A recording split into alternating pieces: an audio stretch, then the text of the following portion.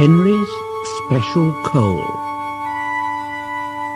Henry was feeling very sorry for himself. He said to James, "You know, James, I suffer dreadfully, and no one cares." James said, "All rubbish, Henry. You don't work hard enough." Henry was bigger than James, but smaller than Gordon. Sometimes he could pull trains very well, but sometimes he had no strength at all. The Fat Controller spoke to him. "You're too expensive, Henry. You've had lots of new parts and new paint too, but they've done you no good. If we can't make you better, well, we must get another engine instead of you. Sorry." This made Henry, his driver, and his fireman very sad. The Fat Controller was waiting when Henry came to the platform. He had taken off his hat and coat and put on overalls. He climbed to the footplate, and Henry started.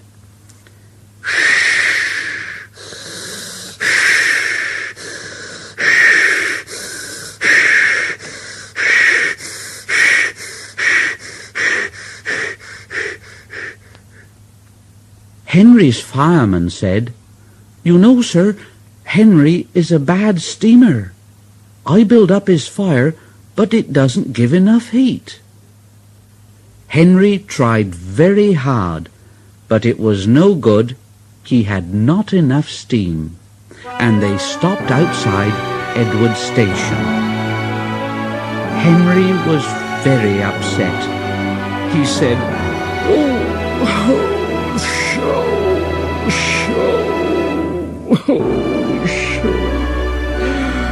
I shall have to go away. So Edward took charge of the train, and Henry stopped behind. The Fat Controller said to the fireman, "Look here, what do you think is wrong with Henry, "Well, sir, if you don't mind my saying so, the coal is wrong. We've had a poor lot lately, and today it's worse. The other engines can manage.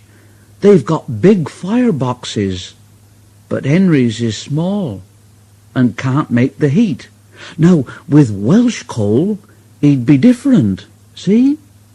"Oh, Welsh coal, eh? Well, it's expensive, but Henry must have a fair chance.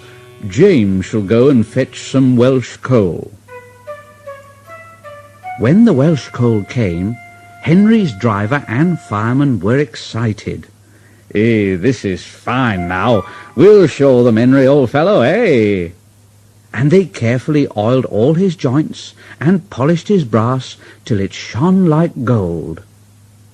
Henry's fire had already been lit, so the fireman made it carefully. He put large lumps of coal like a wall round the outside. Then he covered the glowing middle part with smaller lumps. Henry said, "Hey, you're spoiling my fire." "No, we're not, Henry. You wait and see. We'll have a roaring fire just when we want it." And he was right. When Henry reached the platform, the water was boiling nicely, and he had to let off steam to show how happy he was. Oh,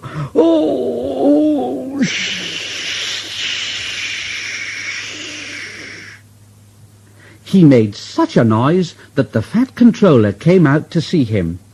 "Hello, Henry. How are you, Oh, I feel fine, thank you, sir. Fine, oh, fine.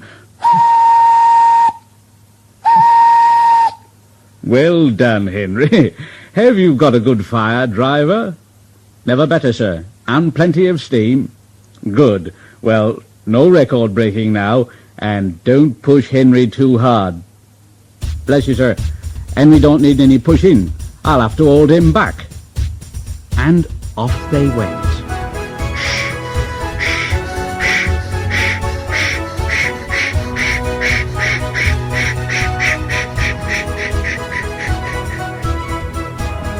Henry had a lovely day. He had never felt so well in all his life. He wanted to go fast, but his driver wouldn't let him. Steady, old fella. Steady now, Henry. There's plenty of time. They arrived early at the junction, and not long afterwards Thomas came puffing in. Henry said, Hello, lazy bones. Where have you been? I can't wait for dawdling tank engines like you. Goodbye.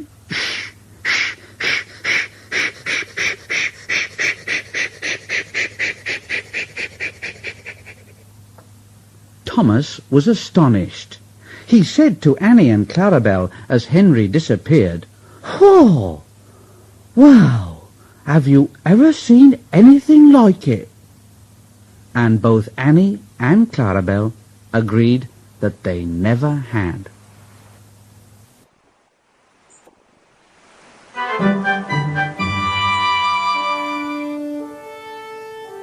The Flying Kipper. Lots of ships use the harbour at the big station by the sea. The passenger ships have spotless paint and shining brass. Other ships, though smaller and dirtier, are important too. They take coal, machinery and other things abroad and bring back meat, timber and things we need. Fishing boats also come there. They unload their fish on the quay. Some of it is sent to shops in the town, and some goes in a special train to other places far away. The railwaymen call this train the Flying Kipper. One winter evening, Henry's driver said, Well, we'll be out early tomorrow, Henry. We've got to take the Flying Kipper. "Now, don't tell Gordon, but I think that if we pull the Kipper nicely, the fat controller will let us pull the express." Henry was very excited. Oh, I say. Oh, shh, hurrah, shh, hurrah, shh. That will be lovely. He was ready at 5 o'clock. There was snow and frost. Men hustled and shouted, loading the vans with crates of fish. The last door banged. The guard showed his green lamp, and Henry started off. But his wheels slipped on the icy rails.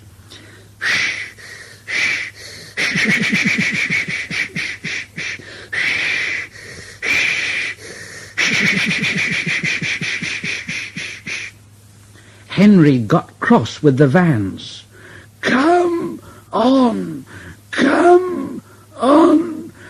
Don't be silly, don't be silly, don't be silly, don't be silly, don't be silly. Come on, come on. Don't be silly, don't be silly, don't be silly, don't be silly, don't be silly, don't be silly, don't be silly. The vans shuddered and groaned. Bull, bull, bull, bull, bull, bull, bull, bull. All right, all right, all right, all right, all right, all right, all right, all right. That is better, that is better, that is better, that is better, that is better, that is better. And the train began to gather speed. Thick clouds of smoke and steam poured from Henry's funnel into the cold air, and when his fireman put on more coal, the fire's light shone brightly on the snow around. Henry went faster and faster. Hurry, hurry, hurry, hurry, hurry, hurry, hurry, hurry, hurry, hurry, hurry, hurry, hurry. They whooshed under bridges and clattered through stations, green signal lights showing as they passed. They were going well. The light grew better, and a yellow signal appeared ahead. Henry thought, Distance signal up. That means caution. Henry's driver shut off the steam and prepared to stop. But the home signal was down, and so he said, All clear, Henry. Go on, away we go. They couldn't know the points from the main line to the siding were frozen and that the signal had been set at danger. A fall of snow had forced it down. A goods train waited in the siding to let the flying kipper pass. The driver and the fireman were drinking cocoa in the brake van. The guard pulled out his watch and he said, you know, the flying kipper is due. The fireman said, Who cares about the flying kipper? This is good cocoa. The driver got up and said, Hey, come on, fireman, back to our engine. But I haven't finished my cocoa yet. Then suddenly there was a terrible crash. The brake van broke, the three men shot in the air like jacks in the box and landed in the snow outside. Henry's driver and fireman jumped clear before the crash. The fireman fell head first into a heap of snow, and he kicked his legs about so much the driver couldn't pull him out. Henry was sprawled over on his side. He looked very surprised. Oh, hello, what happened? Shh, oh, shh, oh, shh. The goods train fireman was very cross. He waved his empty mug in the air. You clumsy great engine! The best cup of cocoa I've ever had, and you bump into me and spill it all. The driver said, Never mind your cocoa, fireman. Run and telephone the breakdown gang. The gang soon cleared the line, but they had hard work lifting Henry onto the rails. The fat controller came to see him. Well, Henry, what have you got to say for yourself, Oh, dear, sir. Oh, sir, the signal was down, sir. Honestly, it was. Honestly. Cheer up, Henry. Wasn't your fault. Ice and snow caused the accident. I'm sending you to Crewe, a fine place for sick engines. They'll give you a new shape and a larger firebox, and then you'll feel a different engine, and you won't need special coal anymore now. Won't that be nice, Oh, yes, sir. Yes, sir. Yes. Henry liked being at Crewe, but was glad to come home. A crowd of people waited to see him arrive in his new shape. He looked so splendid and strong that they gave him 3 cheers. And Henry said, Thank you. Thank you. Thank you. Gordon's Whistle. Gordon was cross, very cross. Why should that Henry have a new shape? A shape good enough for me is good enough for him, surely. He goes gallivanting off to Crewe, leaving us to do his work. Oh, it's disgraceful, it really is. It's disgraceful. It's not good enough. And there's another thing. Henry whistles too much. No respectable engine ever whistles loudly at stations. It's not that it's wrong to whistle at stations, but we just don't do it. We just don't do it. Poor Henry didn't feel happy anymore. He said,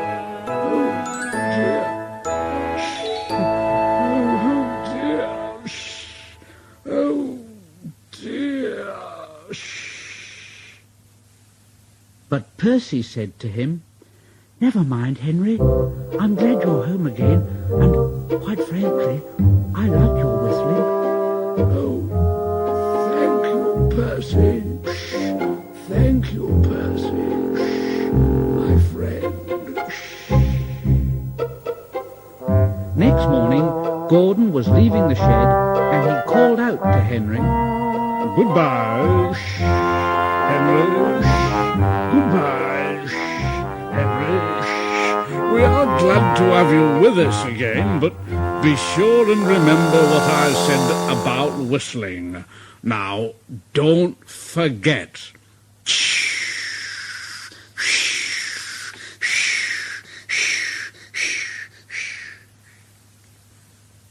Later on, Henry took a slow train and presently stopped at Edward Station. Edward said, "Oh, hello, Henry. You look splendid.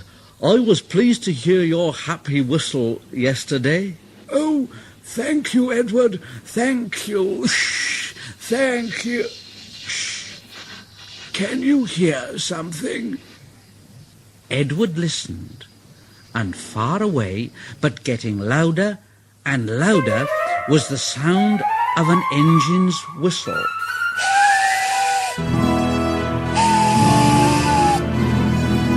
Edward said, Well, it sounds like Gordon, and it ought to be Gordon. But Gordon never whistles like that. it was Gordon. He came rushing down the hill at a tremendous rate. He didn't look at Henry, and he didn't look at Edward. He was purple in the bottom and whistling fit to burst.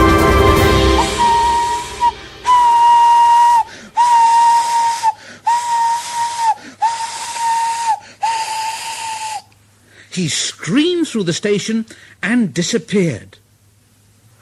Well, what do you think of that, Henry?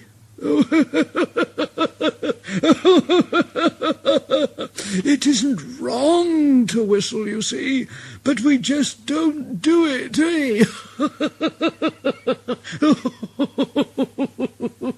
And Henry told Edward what Gordon had said.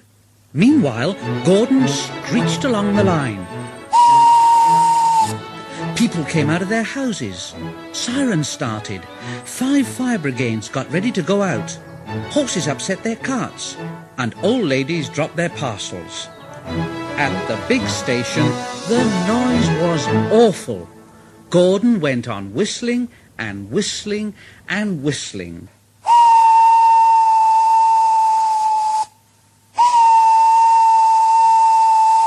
Porters and passengers held their ears. The fat controller held his ears too. He gave a lot of orders, but no one could hear them, and Gordon went on whistling. At last, the fat controller clambered into Gordon's cab. Oh, take him away! Take him away! And stop that noise! Oh, dear! Oh, dear! Poor Gordon. He couldn't stop whistling, and he puffed sadly away. He whistled as he crossed the points. He whistled on the siding. He was still whistling as the last deafened passenger left the station. 2 fitters came and climbed up onto Gordon, and with a hammer they knocked his whistle valve back into place. And there was silence. Gordon slunk into the shed. He was glad it was empty. The others came in later, and Henry said quietly, and to no one in particular, It isn't wrong, you know, but we just don't do it. no one mentioned whistles.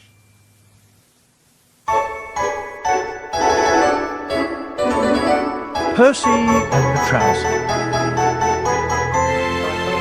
On cold mornings, Percy often saw workmen wearing scarves.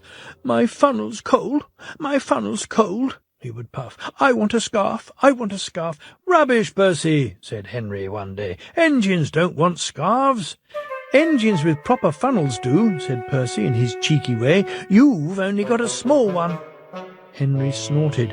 He was proud of his short, neat funnel. Just then a train came in, and Percy, still puffing, "I want a scarf, I want a scarf," went to take the coaches to their siding. His driver always shut off steam just outside the station, and Henry would try to surprise the coaches by coming in as quietly as he could. 2 porters were taking some luggage across the line.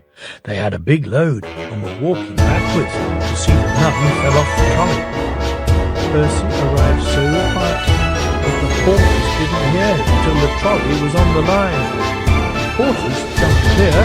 The trolley disappeared with a crunch. Boxes and bags burst in all directions. "Ooh!" groaned Percy and stopped. Sticky streams of red and yellow jam trickled down his face. A top hat hung on his lamp iron. Clothes, hats, boots, shoes, skirts and blouses stuck to his front. A pair of striped trousers coiled lovingly round his funnel. They were grey no longer. Angry passengers looked at their broken trunks. The fat controller seized the top hat. "Mine," he said crossly. "Percy," he shouted, "look at this." "Yes, sir, I am, sir," a muffled voice replied.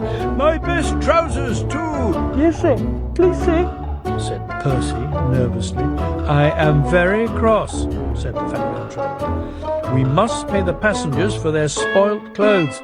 My hat is dented, and my trousers are ruined, all because you will come into the station as if you were playing grandmother's steps with the coaches." The driver unwound the trousers. The fat controller waved them away. "Percy wanted a scarf? He shall have my trousers for a scarf. They will keep him warm." Percy wore them back to the yard. He doesn't like scarves now. Henry's Sneeze. One lovely Saturday morning, Henry was puffing along.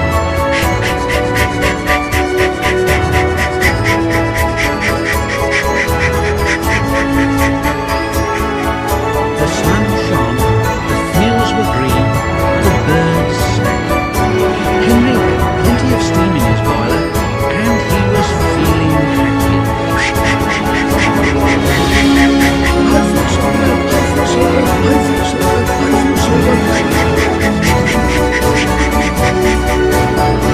Just ahead, Henry saw some boys at the bridge, and he thought he would whistle to them and say, "Hello." Hello, boys. Hello. Hello, boys. Hello, boys. Ooh, that hurt. Yes, it did hurt, for the boys didn't wave back at Henry and say hello.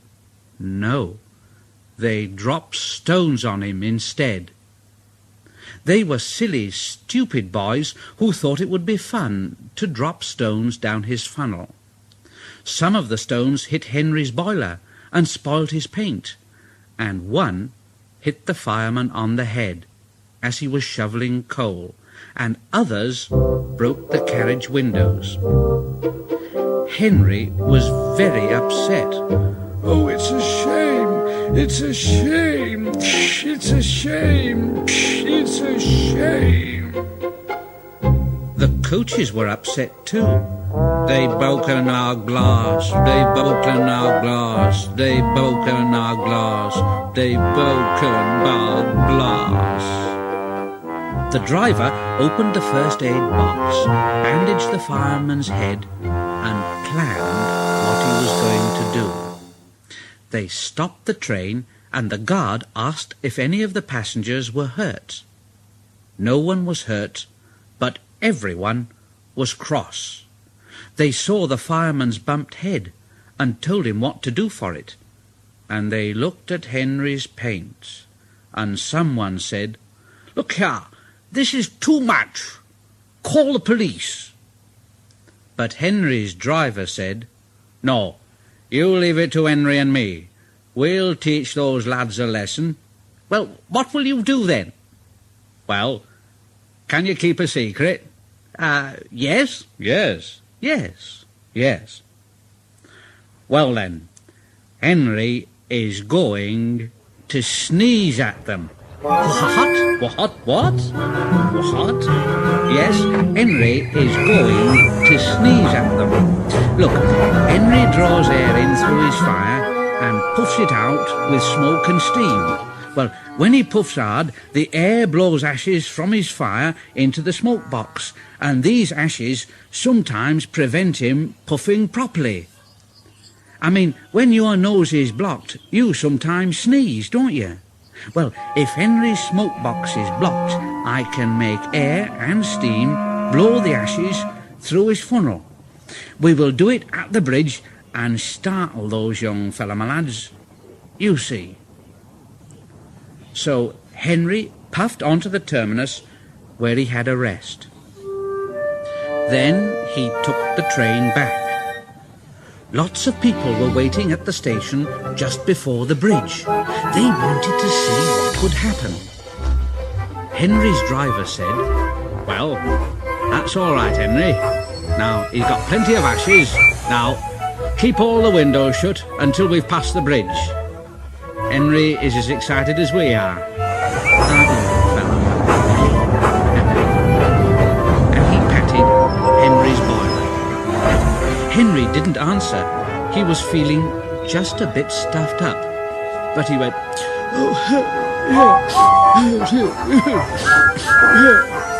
he was already feeling like sneezing.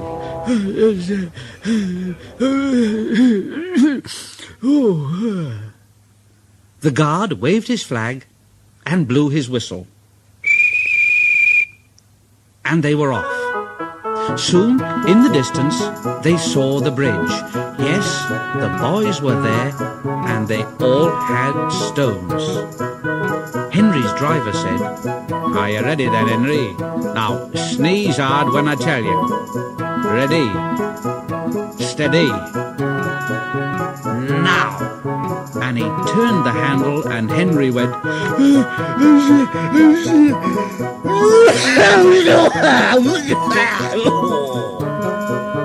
Smoke and steam and ashes spouted from his funnel. They went all over the bridge and all over the boys, who ran away smothered in soot and cinders. Henry's driver couldn't stop laughing. Well done, Henry. They won't drop stones on engines again. Oh dear, your coat is all black, but, well, we'll rub you down and paint your scratches out, and you'll be as good as new tomorrow. Henry has never again sneezed under a bridge. The Fat Controller doesn't like it. His smoke box is always cleaned in the yard while he's resting. He has now gone under more bridges than he can count, but from that day to this, there have been no more boys with stones.